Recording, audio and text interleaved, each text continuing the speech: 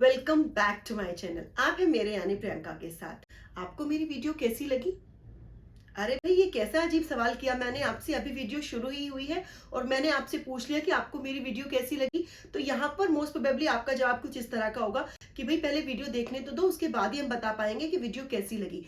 Yes guys, इस तरह के सारे सेंटेंसेस जिनमें आप इस तरह की बातें बोलते हैं कि भाई खाना खाने के बाद ही मैं आपको बता पाऊंगा, या फिर घर पर पूछने के बाद ही मैं कुछ जवाब दे पाऊंगा, या फिर उससे मिलने के बाद ही मैं कुछ कह पाऊंगा, इस तरह के सारे सेंटेंसेस को एडवांस स्ट्रक्चर, एडवांस इंग्लिश में कैसे बोला जाए, अगर आप सीखना चाहते हो तो गाइस कहीं मत जाइएगा, वीडियो में एंड तक बने रहेगा। So without further ado, let's begin. मैं वहां पहुंचने के बाद ही आपको बता दूंगा, मैं एक बार चखने के बाद ही आपको बता दूंगी, वह आपको घर पर सलाह लेने के बाद ही बता देगा। तो मतलब सब में क्या कॉमन है? बाद ही बता देगा, बाद ही बता दूंगी, बाद ही बता देगा। ठीक है, तो इस तरह के सारे सेंटेंसेस को इंग्लिश में बनाने की बात जब आती है तो कैसे इनको इंग्लिश में बनाना है, आइए सीखते हैं। देखिए, स्ट्रक्चर की अगर हम बात करें तो सबसे पहले आप सब्जेक्ट का यूज करें, उसके बाद कहीं पर पहुंचने के बाद ही बता देना। इसके लिए कंप्लीट फ्रेज है जिसको हम एडवांस इंग्लिश में यूज करते हैं, will let you no. Will let you no, ये क्या है? ये अपने आप में कंप्लीट फ्रेज है। अब क्योंकि यहां पर सभी सेंटेंसेस में मैंने बाद ही का यूज किया है, ठीक है, तो इसलिए साथ में इसके हम ओनली आफ्टर का यूज भी कर देंगे, ओनली आफ्टर। ठीक है, उसके बाद सेंटेंस में जो भी काम हो रहा है उसके लिए हम उसकी वर्ब में लगा देंगे ING।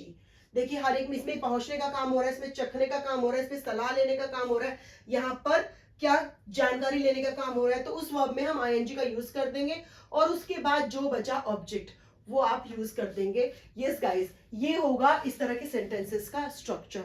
कैसे बनाएंगे इनको, आइए एग्जांपल सेंटेंसेस के थ्रू समझते हैं। मैं वहां पहुंचने के बाद ही आपको बता दूंगा। सबसे पहले आपको सब्जेक्ट फाइंड आउट करना है। किसी भी सेंटेंस में सब्जेक्ट फाइंड आउट करने का तरीका क्या होता है मैं आपको बहुत बार बता चुकी हूं। आप उस सेंटेंस से क्वेश्चन करिए, जो भी सेंटेंस है उस पूरे सेंटेंस को पढ़िए और उस सेंटेंस से क्वेश्चन करिए कौन किसका किसको। जैसे कि मैं वहां पहुंचने के बाद ही आपको बता दूंगा, कौन वहां पहुंचने के बाद ही आपको बता देगा? आंसर मिला मैं, तो मतलब यहां पर सब्जेक्ट हुआ आपका मैं। तो मैं के लिए आप इंग्लिश में यूज करेंगे आई। ठीक है, उसके बाद विल लेट यू नो आपको यूज करना ही है, आई विल लेट यू नो। उसके बाद ही के लिए ओनली आफ्टर, ओनली आफ्टर। किसके बाद? काम क्या हो रहा है यहां पर? पहुंचने का काम हो रहा है, तो पहुंचने की इंग्लिश होती है रीच और उसमें ING लगा दिया तो रीचिंग। कहां पहुंचना है? वहां, तो वहां की इंग्लिश होती है देयर। तो I will let you know only after reaching there. Next देखिए, मैं एक बार चखने के बाद ही आपको बता दूंगी। भाई कोई आपसे पूछिए कि भाई खाने का टेस्ट बता दो, तो आप क्या कहते हैं? भाई एक बार चख तो लूं, पहले चख लूंगी उसके बाद ही बता दूंगी मैं आपको। ठीक है, तो इसके लिए आप अगेन आई सब्जेक्ट इसमें, ठीक है, उसके बाद will and then let you know. किसके बाद? Only after, only after. अब यहां पर काम क्या हो रहा है? चखने का काम हो रहा है, तो चखने को हम कहते हैं टेस्ट। TASTE होती है इसकी इंग्लिश, बट जब आप इसमें ING लगा देंगे तो पीछे वाला जो ई है उसको हम यहां पर नहीं लिखेंगे। टेस्टिंग कितना? एक बार, तो एक बार के लिए आप यूज करेंगे वंस का। I will let you know only after testing once, एक बार चखने के बाद बता दूंगा। वह आपको घर पर सलाह लेने के बाद ही बता देगा।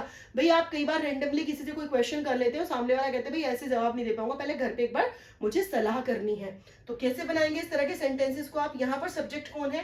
वह के लिए आप यूज करेंगे ही का। ठीक है, अगेन वही will let you no, he will let you no. Again आपको यूज करना है only after, he will let you know only after. किसके बाद? घर पर सलाह लेने। घर पर सलाह लेने के लिए हम यूज करेंगे कंसल्ट, ठीक है, और ING लगा देंगे तो कंसल्टिंग। कंसल्टिंग कहां पर? घर पर, at home. He will let you know only after consulting at home. ठीक है, आइए अब हम नेक्स्ट देख लेते हैं। कुछ जानकारी लेने के बाद ही मैं आपको इस बारे में बता दूंगी। तो देखिए, यहां पर मैंने सेंटेंस को थोड़ा अलग तरीके से लिखा है ताकि कभी अगर आपके सामने इस तरह का सेंटेंस आ जाए तो आप बिल्कुल भी कंफ्यूज ना हो। इसी सेंटेंस को अगर मैं ऐसे लिख दूं, मैं कुछ जानकारी लेने के बाद ही आपको इस बारे में बता दूंगी, दोनों का मतलब सेम ही है, ठीक है। तो आपको कंफ्यूज नहीं होना। अगर कभी इस तरह से सेंटेंस लिखा हुआ या फिर इस तरीके से आपको बोलना पड़ जाए तो आपको समझ में आ जाना चाहिए कि आपको यही वाला स्ट्रक्चर यूज करना है। बिल्कुल सेम वैसे ही बनाएंगे जैसे हम ऊपर बना रहे थे, सिर्फ हमने लिखने का ढंग बदल दिया है क्वेश्चन को, ठीक है। तो यहाँ पर सब्जेक्ट कौन है, अगेन देखो मैंने आपसे कहा था कि सब्जेक्ट फाइंड आउट करने के लिए क्वेश्चन करिए। कुछ जानकारी लेने के बाद ही कौन इस बारे में बता देगा, मैं। सब्जेक्ट कौन है, मैं। तो आई, ठीक है। आई will let you know only after.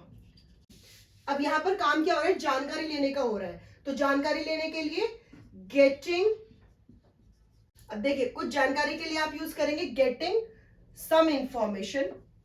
सम क्यों, क्योंकि कुछ जानकारी की बात है, तो गेटिंग सम इंफॉर्मेशन किसके बारे में, इस बारे में। तो इस बारे में के लिए आप यूज कर देंगे अबाउट इट।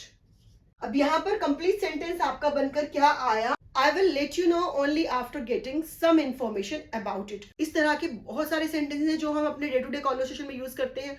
सुबह से लेकर शाम तक जब भी आप किसी को इस तरीके के कोई सेंटेंस बोलेंगे तो आज के बाद से आपको हिंदी में बिल्कुल नहीं बोलना है। आपको जितना ज्यादा हो सके उतनी प्रैक्टिस करनी है, इंग्लिश में बोलना है। इस फ्रेज को हमेशा याद रखना है आपको, विल लेट यू नो को। अगर आपको मेरे वीडियोस यूजफुल लगते हैं तो गाइज आप प्लीज ज्यादा से ज्यादा शेयर करिएगा मेरे वीडियोस।